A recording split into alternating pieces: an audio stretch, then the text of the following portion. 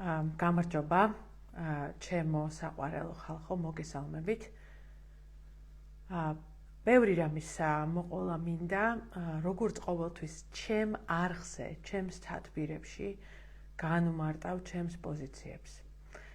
არ მაქვს ხოლმე საშუალება, როდესაც ვარ ტელევიზიაში, იქ შეზღუდული არის დრო 15 წუთი, 10 წუთი და კარგად ვერ განვმარტავ ხოლმე რისი თქმაც მინდა. ახლა ეს შემიძლია და ბოლო დღეებში დაგროვილი აზროვნება მინდა შემოგთავაზოთ როგორც ყოველთვის ჩემ თათბირზე. დაველოდოთ, შემოვიდნენ სხვები და დავიწყოთ. სად ვართ? რა ეტაპზე გადადის ქვეყანა ახლა, განსაკუთრებით ჩვენი ავტორიტარიზმი და დემოკრატიული მოძრაობა? რატომ მოხდა ეს მნიშვნელოვანია, მას არ უნდა გადავახტეთ და როგორ უნდა გავაგრძელოთ ყველაფერი. როგორც ყოველთვის, თუ ვინმეს რამე აინტერესებს ჩემთან დაკავშირებით, ჩემი არხი გთხოვთ მიუთითოთ, აქ მიიღებს ყველაზე სწორ პასუხებს ადამიანი. დიდი მადლობა კიდევ ერთხელ თქვენი მხარდამჭერისთვის. ამ გვერდს მილიონობით ნახვა აქვს. ეს არის ფაქტობრივად ჩემი ტელევიზია. მადლობა, რომ მიყურებთ, მისმენთ. კითხვებს მისმევთ, მეკამათებით, ყველაფერი ეს ძალიან სასარგებლოა. საერთოდ ამას ჯობია რომ მივეჩვიოთ, რომ საწინააღმდეგო აზრის მქონე ადამიანს თავს კი არ დავესხათ, არამედ მოусმინოთ. ეს იქნება, ეს არის დემოკრატიული კულტურის ნაწილი. დავიწყოთ იქიდან, რომ უნდა მივხვდეთ 2 წლის განმავლობაში, 2024-25 წლების განმავლობაში რა მოხდა და რა ეტაპზე მოვედით ის ავტორიტარიზმი, რომელიც დამკვიდრდა და რა ეტაპზეა. პირველი იყო კონფრონტაციის ეტაპი, როდესაც რეალურად მოხდა შეტაკება, შეჯახება რეჟიმთან. კონფრონტაციის ეტაპი მე ვიტყოდი, რომ დასრულდა 2024 წლის 29 დეკემბერს, როდესაც სალომე ზურაბიშვილი გამოვიდა პრეზიდენტის ორბელიანის სასახლიდან, გადაწყვეტა რომ გამოსულიყო, მაშინ მე ვთქვი, რომ ეს არის მარათონი, გადავედით, დასრულდა მნიშვნელოვანი სერიოზული ეტაპი, გადავედით მარათონში გრძელვადიან ეტაპს. დღეს მოხდა შემდეგი რაღაცა, უკვე იქით-აქეთ გავიხედავთ და რუსთაველის საპროტესტო მოძრაობიდან უკვე ბევრი ჯგუფი შეიქმნა. ეს ჩვეულებრივი ამბავია, როდესაც საპროტესტო მოძრაობებიდან ამოდის ახალ-ახალი ჯგუფები, შენაერთები, ეს კარგია და ბუნებრივია. თქვენ თუ გადახედავთ სამოქალაქო მოძრაობების ისტორიას, მაშინ მაგალითად ამერიკის სამოქალაქო უფლებათა მოძრაობას მარტინ ლუთერ კინგის ხელმძღვანელობით ისიც მოგვიანებით უკვე გარდაიქმნა სხვადასხვა ორგანიზაციებად, ჯგუფებად და ეს ჩვეულებრივი ამბავია სოციოლოგიაში, მოძრაობათა სოციოლოგიაში კარგად არის ახსნილი და სიამოვნებით აუხსნი მოგვიანებით. ამ ეტაპზე ვართ ახლა. პირველი კონფრონტაცია, მეორე უკვე გრძელვადიანი მშვიდობიანი პროტესტი და რეჟიმის მხრიდან ამაზე სხვადასხვა კანონების, რეპრესიების, დაჭერების, დაკავების, მეთქვა ზედამხედველობის, დაზვერვის დაპირისპირება, მეორე ეტაპი და მესამე ეტაპი უკვე ორგანიზაციების შექმნა, რასაც ქვია ინსტიტუციონალიზაცია. დავიწყოთ კითხვა იქიდან, რატომ მოხდა ეს? მე ვფიქრობ, ანგარიშვალდებულების საკითხი ძალიან მნიშვნელოვანია. ჩვენ გვახასიათებს, რომ რაღაცა რომ მოხდება, უცებ გადავატარებთ ხოლმე, ვიტყვით, არა უშავს, მერე განვიხილოთ. და თავარ მტკივნეულ კითხვებზე პასუხები არ გვიყვარს.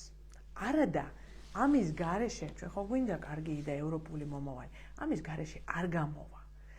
არ გამოვა იმის გარეშე, რომ სერიოზულ თემებზე წყნარად და მშვიდობიანად ერთმანეთს კითხვები დაუსვათ და ადამიანების პასუხისგებლობის საკითხი დავაყენოთ. ყოველთვის ამბობენ ხოლმე, ეხლა ამის დრო არ არის. არა მეგობრებო. მე ვწყვეთ რისი დრო არის და ანგარიშვალდებულების საკითხის დრო არის. არასწორია, გამოვა პოლიტიკოსი რაღაცას ჩაიდენს, არასწორს გამოვა და არაფერი ეხლა პასუხს ნუ მოვთხოვთ. მეგობრებო, ესე არ შეიძლება. ის დაუსჯელობა, რომელიც ჩვენ ქვეყანაში არსებობს, ის დაუსჯელობა სწორედ ამ დამოკიდებულების ბრალია. ეს დაუსჯელობა, რომ არავინ არაფერზე პასუხს არ აგებს და ვითომც არაფერი, ეს გამოსასწორებელია სულ მცირე ჩვენ დიალოგი და საუბარი ქმედებასა და შედეგზე გვჭირდება.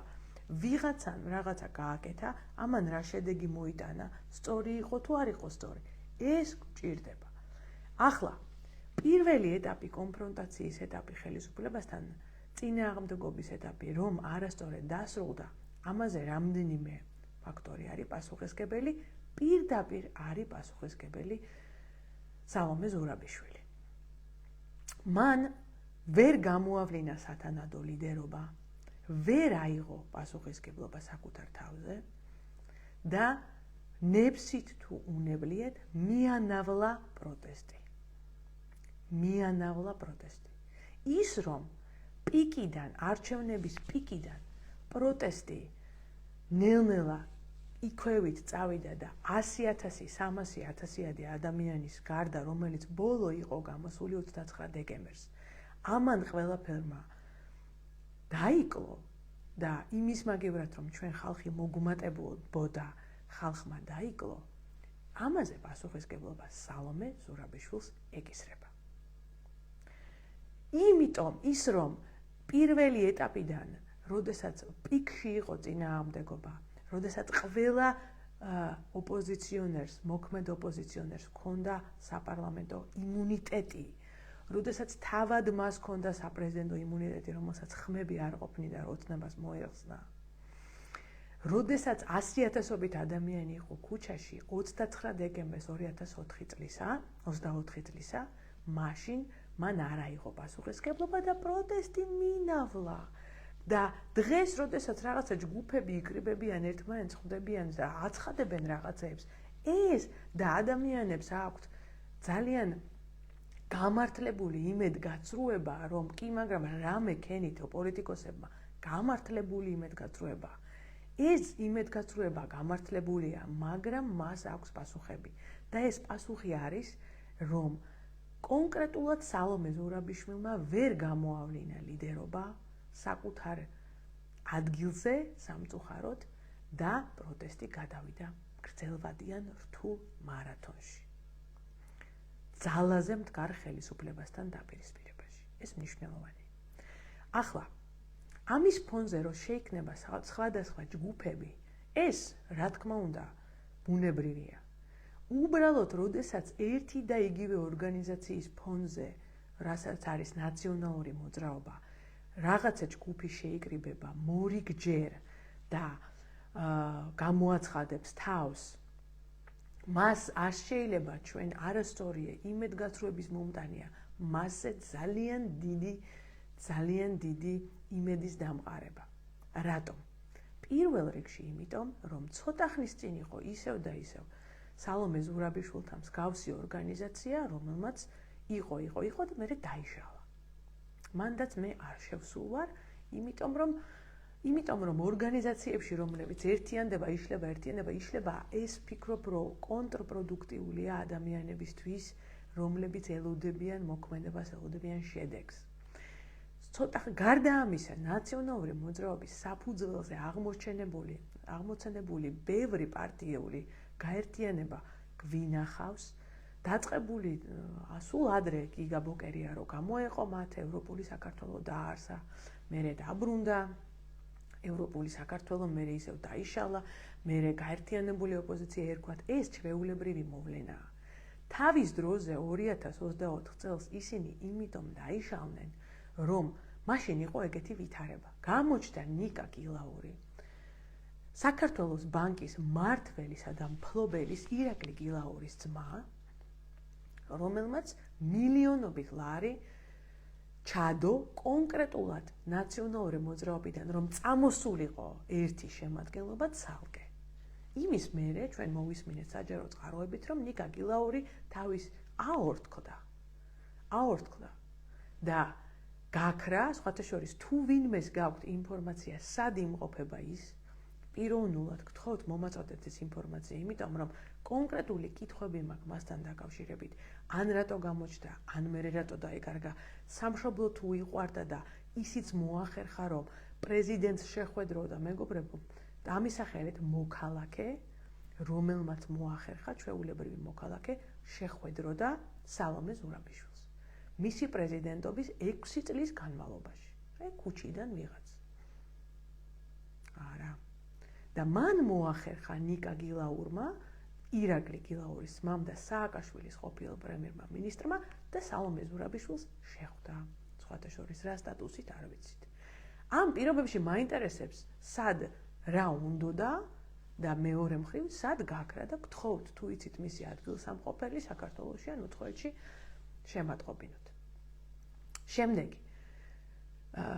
აქ არის მნიშვნელოვანი, რომ გავიგოთ შემდეგი რაღაც. ოპოზიციური ამომრჩეველი არის ხარდამჭერი, არის 80%. საქართველოს მოსახლეობის 80%. ბევრია. ყველა კვლევით 80%-ს გადაწყვეტილი აქვს ბიძინა ივანიშვილის გაშვება, გადარჩევა. ამ პირობებში შემადგენლობა, რომელსაც ჩვენ ვხედავთ და რომელიც გაერთიანდა, რომელიც იყო დაშლილი და ახლა გაერთიანდა, ის შემადგენლობა არის ნაციონალური მოძრაობის ფარგლებში, მიხეილ სააკაშვილის ფარგლებში და წარმოადგენს, აი თქვენი ვინც მე მიყურებთ, ამის 20%-ს, 1/5-ს. მთელი ამომრჩევლებისა, ხო? და იყვნენ ერთად. მე პირიქით ვფიქრობ, რომ ჯობია, რომ ისინი იყვნენ ერთად. რატო უნდა იყვნენ ცალ-ცალკე, არ ვიცი, იყვნენ ერთად. მე შეგუებული ვიყავი, რომ მე რო გავდიოდი დიდუბეთ ჩუღურეთის არჩევნებზე, ჩემ კონკურენტად დააყენეს თავის კანდიდატურა და იყვნენ ერთად. აქ არ არის პრობლემა. აქ არის პრობლემა, რომ მნიშვნელოვანია ჩვენ ვიმუშაოთ ხალხთან, რომელიც ნაციონალური მოძრაობის ამომრჩეველი არ არის. აი მაგალითად, ჩემი მეგობარი, რომელსაც მილიონობით ბიზნესი ჩამოართვა და საკუთარ თავზე გადაიფორმა თავის დროზე ნაციონალური მოძრაობის ერთ-ერთმა მომხრემ. ასეთი ადამიანები თქვენ შორის ბევრია. ესეთი ადამიანები პროტესტებზე დადიოდნენ თავის დროზე. ჩემი მეგობრები არ ვამბობ იმ ხალხზე, რომელიც ციხეში იშდა, რომელიც დააპატიმრეს, რომელიც ოჯახის წევრი დაუჭირეს. არა, ბიზნესები წაართვეს, ბინები წაართვეს. სხვათა შორის, რომ დავდიოდი საარჩევნო კამპანიაში, მხვდებოდა ესე ხალხი და მეუბნებოდა, რომ იცოდე, არასოდეს ნაციონალებს ხმას არ მივცემ. ესეთი ხალხი არსებობს. ესეთი ხალხი ბევრია და როგორც დადიოდა ეს ხალხი პროტესტებზე თავის დროზე 24 წელს 29 დეკემბრამდე ის ხალხი ისე უნდა მოვიდეს, იმიტომ რომ ამ ხალხს გადაწყვეტილი აქვს, რომ ბიძინა ივანიშვილი უნდა გადავირჩიოთ. ხო? ამიტომ ვთქვი მე, რომ ჩვენ გვჭირდება ამ ხალხთან ალიანსი. მაგრამ აქ მეორე რაღაცაც არის ძალიან მნიშვნელოვანი. ის რაც გამოტოვებულია ძალიან ბევრ დოკუმენტში, მათ შორის სალომე ზურაბიშვილის დოკუმენტში და გამოტოვებულია აი ამ დოკუმენტში ახლა, რომელიც შეიმუშავა ახალმა ნაციონალურმა მოძრაობამ, ხო, ესე დავარქვათ. ის რომ ძალიან დიდი ნაწილი მოსახლეობის პროტესტებზე არ გამოდის, იმიტომ რომ ერთი სიტყვა ეკონომიკურ უთანასწორობაზე მათ საუბარში არ არის. ერთი სიტყვა, რომ ქვეყანაში არის ეკონომიკური უთანასწორობა, ეკონომიკური ფაშიზმი, ოლიგარქია, ოღონდ მარტო ბიძინა ივანიშვილი და კახა კალაძე კი არა. ბანკები, ირაკლი გილაური, რომელიც პირველი იყო, რომ მივიდა და ირაკლი კობახიძეს ეახლა 2025 წლის მარტში და ლეგიტიმაცია მიანიჭა. ბანკები, რომლებმაც გამოჭამეს, გადაჭამეს ქართული ეკონომიკა. ეს არის რეალობა, ეს არის დადასტურებული ციფრებით და ის რომ საქართველოს მოსახლეობას აქვს რეკორდული მაჩვენებლები ვალებისა და ლომბარდში ჩადებული ნივთებისა. ეს არის ეკონომიკური ღრმა, ეკონომიკური ფაშიზმი. ამაზე ჩვენ საუბარი გვჭირდება და თუ ჩვენ გვინდა, რომ ბაღის მასწავლებელი, სკოლის მასწავლებელი, სპარის თანამშრომელი, რომელიღაცა ქსელის თანამშრომელი, მაღაზიის თანამშრომელი, ლეპტოპის შემკეთებელი, ეს ხალხი გქომაგობდეს და ეს ხალხი მონაწილეობდეს ბიძინა ივანიშვილის გაშვებაში, აუცილებელია მათ უთანახსნოთ, რომ ამ ადამიანებს დღესდღეობით სახლში ფული ვერ მიაქვთ, მუშაობენ, მაგრამ ვერ მიაქვთ. ამაზე ვსაუბრობ მე, ვსაუბრობ ძალები, მაგრამ ეს შემადგენლობა და მათი დოკუმენტები ამაზე არ საუბრობს. მე შემდეგი, მას რა არის გამოსავალი და როგორ უნდა წავიდეთ წინ. აქ არის მნიშვნელოვანი, რომ ის ჩვენ ძალიან მნიშვნელოვანია განვაცალკევოთ. ადამიანები, ფუტკრები, ჩემ წიგნში მე მომხავს ვეძახი ფუტკარს, ფუტკრები, რომლებიც მუშაობდნენ სისტემაში წინა მთავრობის დროს და მუშაობენ ახლაც. საშუალო რგოლის თანამშრომლები, ქვედა რგოლის თანამშრომლები. ეს ხალხი არის ჩვენი თანამოაზრე, მე ზუსტად ვიცი, რომ მათ კიდევ უფრო მეტად უნდათ ბიზნეს გაშვება, ვიდრე მე. ნაციონალური მოძრაობის წინა ხელისუფლების დროსაც ვინც მუშაობდა, ფანტასტიკური თანამშრომლები საგარეო საქმეთა სამინისტროში. ისინი მაშინაც იყვნენ სამშობლოს სადარაჯოზე და ახლაც სამშობლოს სადარაჯოზე იყვნენ, ან არიან თუ გადარჩნენ, სინამდვილეში გამოუშვეს ალბათ. ეს ხალხი არის ძვირფასი ხალხი, რომელიც ერთსულოვანი ვართ მათთან ერთად. მაგრამ ეს არ ნიშნავს, რომ ის ადამიანები, კონკრეტული პიროვნებები, რომლებმაც შექმნეს მურუსიძე ჩინჩალაძე, შეგვიქნეს ის სასამართლო, რომელიც დღეს არის. აი რომ შეხედავთ ეს სასამართლო ვინ გააკეთა, მე არ გავაკეთებ მეგობრებო. ეს სასამართლო გააკეთა ბოკერიამ. ეს სასამართლო გააკეთა იმ ხალხმა, რომელიც დღეს თქვენ დაინახეთ და დღეს კპირდებათ გაბწყენებულ საქართველოს. მათ მიერ შექმნილი სისტემებით არის დღეს რომ გადაიბარა ბიძინა ივანიშვილმა და რაც მთავარია, რატომ არ იყო მიღებული ლუსტრაციის შესახებ კანონი. ღმერთო, ლუსტრაციის შესახებ კანონი რომ მიიღო წინა ხელისუფლებას, არაფერი პრობლემა არ მოხდებოდა.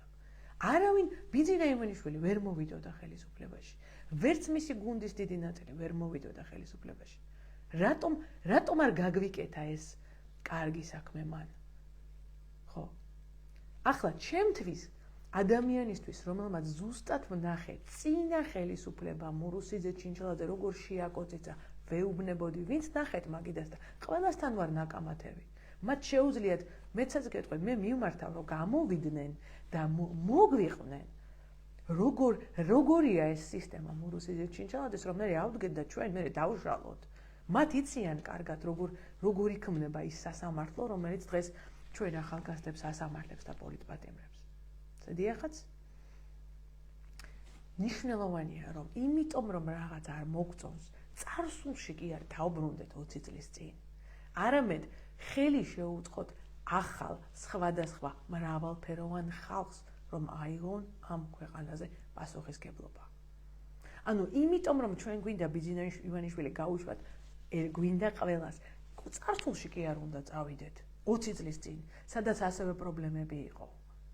არამედ წინ უნდა წავიდეთ. გზა უნდა გავხსნათ, რომ აი ეს დიდი ველი, რომელიც არის ოპოზიციური ამომრჩეველი, იქ დაიკავოს სხვადასხვა ხალხმა, რომელსაც ეს ტვირთი, რაც არის მურუსიძე ჩინჩალაძიზმი, ხო? არა აქვს თავზე აკიდებული. ეს არის გამოსავალი. ისიც მინდა გითხრათ, მნიშვნელოვანი, რომ საქართველოს მოსახლეობის უმრავლესობას ვართ ჩვენ. უმრავლესობა არიან ადამიანები, ვართ ადამიანები, რომელსაც გვინდა გაშვება ბიძინა ივანიშვილის. და სხვათა შორის რამდენიმე შემთხვევა სამ მაგალითს გეტყვით, როდის გამოგვივიდა ეს და გამოგვივიდა იმიტომ რომ ვიყავით ერთსულოვანი და ეს სიტყვა მინდა რომ დავიმახსოვროთ. ერთსულოვანი, ერთობა კი არა, ერთსულოვანი რას ნიშნავს? ერთად ვუტევთ ყველა. ეს სხვადასხვა მიმართულებით, სხვადასხვა ფლანგიდან. აი მაგალითს გეტყვით. წინა არჩევნები ოპოზიციამ მოიგო. და ოპოზიციამ მოიგო, იმიტომ რომ არ იყო ერთი სია.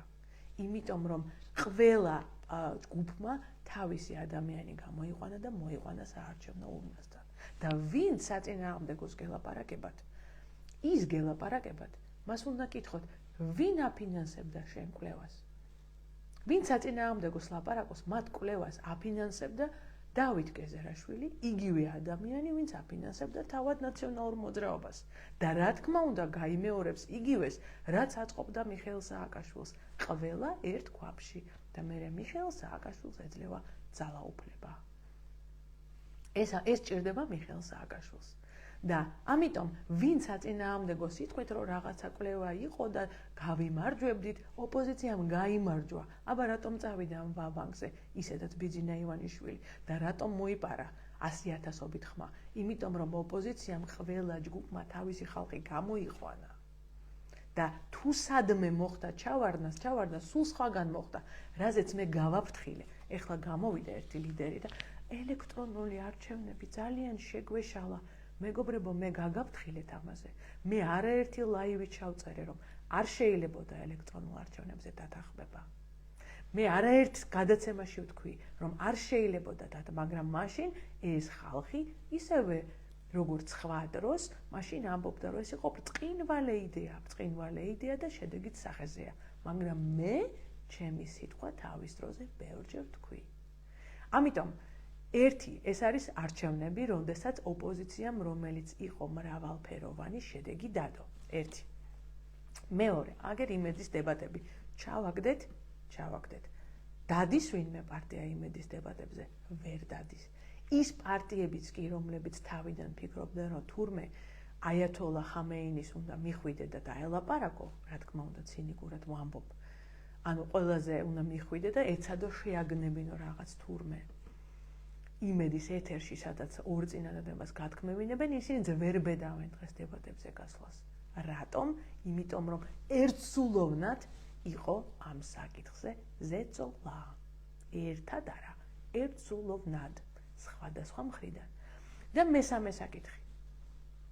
ეს არის სანქციები დასავლეთიდან. იგივე რა ერთად მოქმედებდი თქვენ? არანაირად. მე არ მოქმედებ და არ ვიმოქმედებ ნაციონალურ მოძრაობასთან ერთად. მაგრამ შედეგი დავდეთ სანქციებთან დაკავშირებით და დღეს ტელეკომპანია იმედს რომ პრობლემები აქვს და იმ სიბინძურეს ვერ ავრცელებს, ეს სწორედ ერთსულოვნების დამსახურებაა.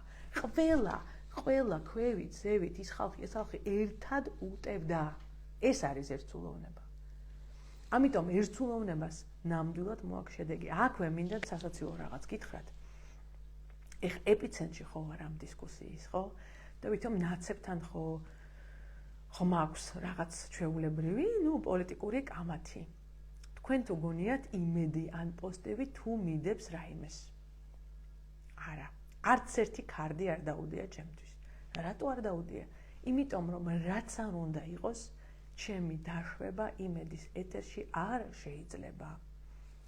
მათი მხრიდან იციან რომ ჩემი მიშვება იმედის მაყურებელთან არ შეიძლება, ჩემი იმის გამო რომ ეს მაყურებელი მე მიცნობს ჯერ კიდევ 5 წლის წინანდელი და კიდევ ბევრი წლის წინანდელი საქმიანობიდან. ასე არის. ასევე მინდა ვთქვა ძალიან მნიშვნელოვანი რაღაც, რომ კვლევები არის ჩემთვის ცნობილი, ძალიან კარგი მონაცემები აქვს პარტიას ხალხისთვის. მე ტრადიციულად თქვენი დამსახურებით, იმ საკითხების დამსახურებით, რაზეც ვსაუბრობთ, იმიტომ რომ მე ვიცი თქვენთვის რა არის მნიშვნელოვანი, ჩვენ გვაქვს ძალიან კარგი რეიტინგი, ამ ძალიან რთულ ვითარებაშიც. ჩვენ ვაპირებთ, რომ გავაგრძელოთ მუშაობა, გავიპოვოთ რეგიონებში წარმომადგენლები და რაც მთავარია, გავაკეთოთ დიდი, სერიოზული, ახალი პროგრამა, ჩემი ბევრი იდეა, თითქმის ყველა თემაზე ჩემი პოლიტიკური შეთავაზება ადგილზეა და გამოქვეყნებულია და ეხლა პროგრამასაც დავწერთ. თუ კითხვები გაქვთ, ჩემო კარგო ხალხო, აქა ვარ, გამოუშვით ყოველთვის. ვიცით რა არის? ფაშიზმი. ნახეთ რა არის ფაშიზმი. ფაშიზმი არის ადამიანს რო არ აძლევს საშუალებას რო აზრი თქვას და კიდე რო ჩაახშო. ხო? ხმას ამოიღებს და მივარდები. ეს ხშირად მიკეთებდნენ ამას წინა ხელისუფლების დროს.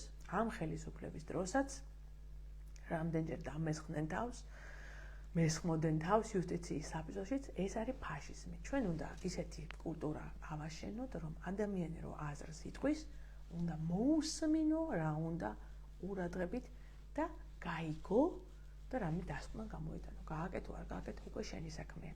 აი ეს კულტურა უნდა შევქმნათ. იქნებ აღარ იყოს პრობლემა, განსხვავებულ ას რო იტყვი სხვებისთვის, არ იყოს ეს რაღაცა საფუძველი, რომ მოვიდნენ და ჩაქოლონ. მე მიუხედავად იმისა, მართლა ამ ყველაფრის არ მეშინია. იცით რომ ადრეც, ეხლაც ეს არის ჩემი საქმე, ჩემი მისია არის ჩემი ხალხის მსახური. ამიტომ ვინც არ უნდა შემომივარდეს, არანაირად არ მეშინია, პირიქით, მილიონობით ადამიანთა მიმართ ჩემი სიტყვა და ეს ჩემთვის ძალიან დიდი პატივია. ეს შესაძლებლობა. ყველას გილოცავთ დედის დღეს და მოვიწყდა, ძალიან მიყვარხართ, გავაკეთოთ ისე, რომ დედის დღე იყოს ნამდვილი დღესასწაული, დედობა იყოს პატივი, ეს იყოს ფუფუნება, გქონდეს კაი ბაღები, კარგი სკოლები, ბრწყინვალე დასაწყისი, კარგი ჯანდაცვა, როგორც მე მინდა, არ გქონდეს ვალები, ჩვენ მოგზაურობდეთ, ვსეირნობდეთ ევროპაში თუ სხვაგან, ვისვენებდეთ ოჯახები და ეს იქნება ნამდვილი დედის დღე. დედა ქვეყანა, სადაც ეკა კუპატაძისნაირი, ქალბატონი იზოსნაირი, კვარაცხელიას დედისნაირი დედები აღარ შეიქმნებიან, იქიდან გამომდინარე, რომ ძალადობას, უბედურებას, ჩაგვრას ჩვენ მოვუვლით. ასეთი ქვეყანა შევქმნათ ჩვენ. გილოცავთ ყველას, ძალიან მიყვარხართ, მადლობა.